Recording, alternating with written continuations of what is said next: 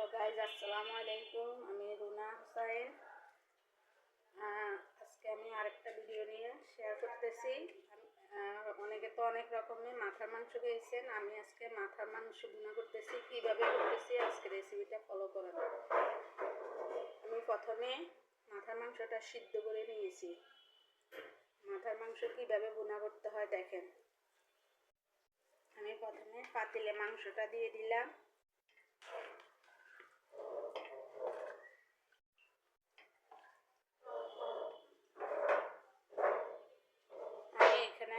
পেঁয়াজ অ্যাড করতেছি, কাঁচামরিচ অ্যাড করতেছি, টমেটো অ্যাড করতেছি,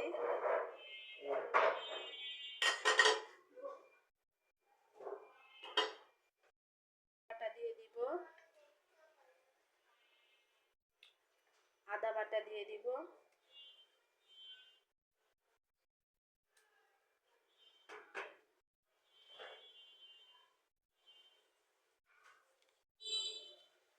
জিরে গুঁড়ো দিয়ে দিতেছি 2 টেবিল চামচ,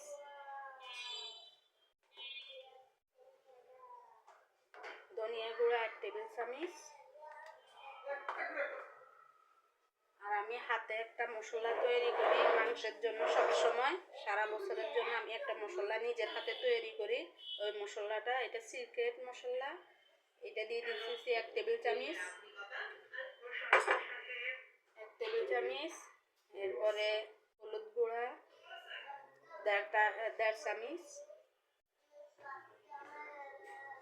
মরিচের গুঁড়া 2 টেবিল চামচ,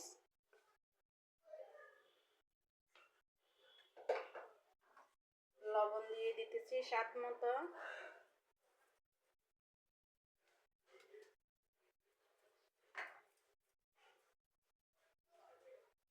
এখানে সয়াবিন তেল ব্যবহার করতেছি, সয়াবিন তেল দিয়ে দিতেছি।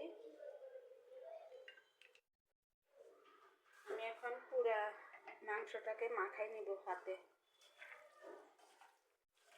হাতে মেখে নিতেছি ভালো করে।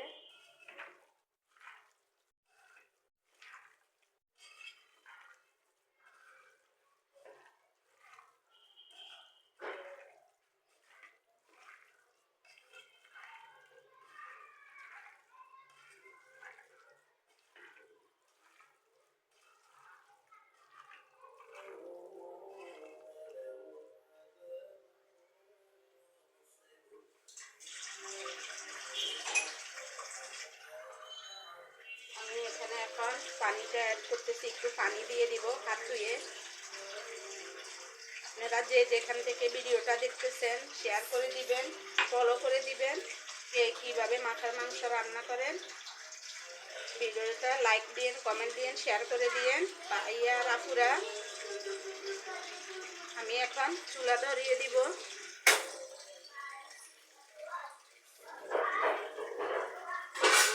চুলা ধরে দিয়ে আমি এখন ডেকে দিব মাংসটা। আসসালামু আলাইকুম। আবার আমি 10 মিনিট পরে ঢাকনাটা উল্টাইলাম। এখন নেড়ে চেড়ে দিব। কালারটা কত সুন্দর হয়েছে। হাতে মাখিয়ে দিছি।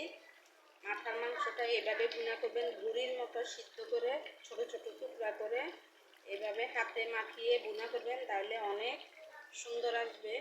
আমি এখন 10 মিনিট পরে আমি এখন কয়টা আস্ত রসুন দিয়ে দিব। আমার বাচ্চারা সবাই আস্ত মাংসের সাথে আস্ত রসুন দিলে, আমি মাংস রান্না গরুর মাংস রান্না করলে আস্ত রসুন ব্যবহার করি। আমি আস্ত রসুন 4-5টা দিয়ে দিতেছি। আর কিউব করে রাখছি আলু, 2টা মাঝারি সাইজের আলু দিয়ে দিতেছি। মাঝারি সাইজের আলু দিয়ে দিতেছি। দেখেন গাইস,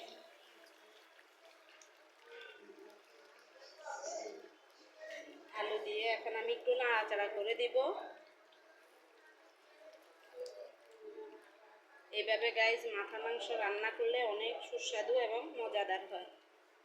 দেখেন গাইস, কালারটা অনেক সুন্দর লোভনীয়। আমি হাতে তৈরি যে মশলাটা ব্যবহার করি ওইটা দিলে কালো ভুনার মতো একদম কালো কালো হয়ে যায় গাইস, সুস্বাদুও হয় আমার হাতে বানানো মশলাটা দিয়ে করলে। আমি আবার 10 মিনিটের জন্য ঢাকনা দিয়ে রাখবো। গাইজ আমি 10 মিনিট পরে আবার ঢাকনাটা উঠিয়ে দেখব। দেখুন গাইজ আমি আলুটা কষানো দিয়েছি মাংসের সাথে, এখন কষানো হয়ে গেছে। আমি কয়েকটা তেজপাতা দিয়ে দিতেছি। আপনারা হয়তো যে যেখান থেকে দেখতেছেন সবাই বলবেন, হয়তো কমেন্ট করে বলবেন আমি এখানে দারচিনি, এলাচি, লং এগুলো ব্যবহার করিনি কেন, এইটা কমেন্ট করে জানাবেন কি জন্য ব্যবহার করিনি, তাহলে আমি পরের ভিডিওতে এটা শেয়ার করব আপনাদের সাথে কি জন্য ব্যবহার করিনি।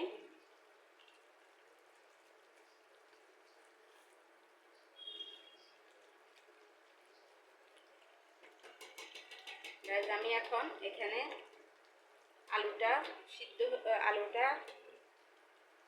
সিদ্ধ হয়ে গেছে, আমি এখন পানি দিয়ে দিব এখানে পরিমাণ মতো।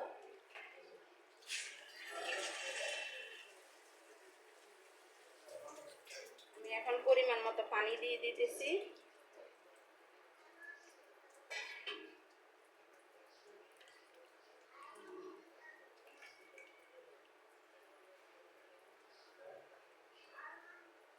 আমি পানি দিয়ে দিছি একেবারে, এইটাই শেষ করানো। এই পানিটা শুকিয়ে যখন বুনা বুনা হবে তখন নামিয়ে ফেলবো। আমি এখন পানিটা মাংসটা জোশ হওয়ার জন্য রাইখে দিলাম। আপুরা ভাইয়ারা যে যেখান থেকে দেখতেছেন লাইক কমেন্ট সাবস্ক্রাইব করেন, চ্যানেলটা সাবস্ক্রাইব করে দিয়েন, লাইক কমেন্ট শেয়ার করে দিয়েন। আমি এখন আবার 10 মিনিটের জন্য মাংসটা ঢেকে দিব।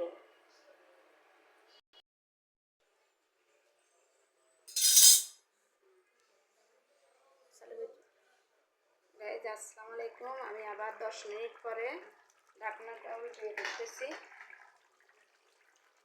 দেখেন গাইস ঝোল শুকিয়ে আসছে, একদম বুড়ির মতো বুনা বুনা করবেন, তাহলে দেখবেন জিনিসটা খেতে অনেক মজা। মাথার মাংস অনেকে পছন্দ করে না, আমি যেভাবে করছি ওইভাবে যদি করেন তাহলে এটা একদম বুড়ির মতো স্বাদ পাবেন এবং মজাও লাগবে অনেক। আপুরা ভাইয়ারা যে যেখান থেকে দেখতেছেন আমার ভিডিওটা লাইক কমেন্ট শেয়ার করে দিয়েন, সাবস্ক্রাইব করে দিয়েন, আরেকজনকে দেখার সুযোগ করে দিয়েন। গাইস দেখেন একদম বুড়ির মতো বুনা বুনা হয়ে গেছে। আমি এখন উপর দিয়ে হালকা ভাজা জিরা দিয়ে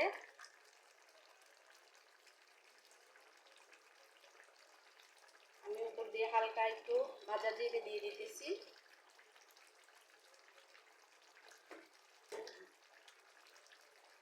গাইস দেখেন কালারটা অনেক লোভনীয় এবং সুস্বাদু। আপনারা এইভাবে রান্না করবেন, হাতে মাখিয়ে দেখবেন অনেক সুস্বাদু হয় খাবারটা। একদম বুড়ির মতো ছোট ছোট কিউব করে আলু ছোট ছোট কিউব করে এভাবে বুনা করবেন, দেখবেন আস্ত কাটা রসুন দিয়ে দিবেন, তাহলে অনেক মজা হবে জিনিসটা।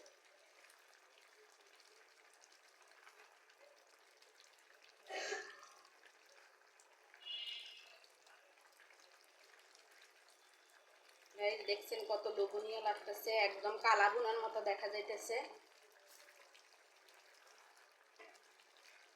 গাইজ আমার মাথার মাংস বোনা হয়ে গেছে। আমার ভিডিওটা লাইক সাবস্ক্রাইব করে দিয়েন, শেয়ার করে দিয়েন। আজকের মতো এখানে ভিডিও শেষ করতেছি। আল্লাহ হাফেজ।